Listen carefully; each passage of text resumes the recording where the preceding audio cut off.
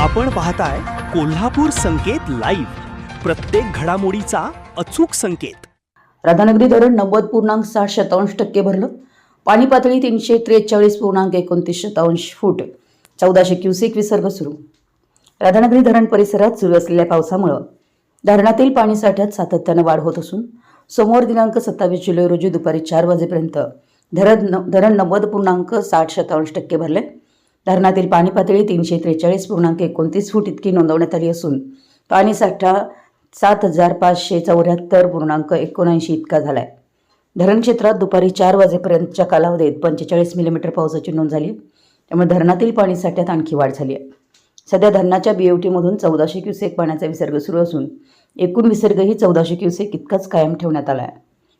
धरण क्षेत्रात पावसाचा जोर कायम असल्यानं पाणी साठ्यात आणखी वाढ होण्याची शक्यता आहे. त्यामुळे नदीकाठच्या नागरिकांनी प्रशासनाच्या सूचनांचं पालन करून सतर्क राहावं असं आवाहन करण्यात आलं. संपूर्ण महाराष्ट्रातील वेगवान घडामोडी व बातम्यांसाठी कोल्हापूर संकेत लाईव्ह न्यूजला सबस्क्राईब करा आणि बेल आयकॉन प्रेस करा.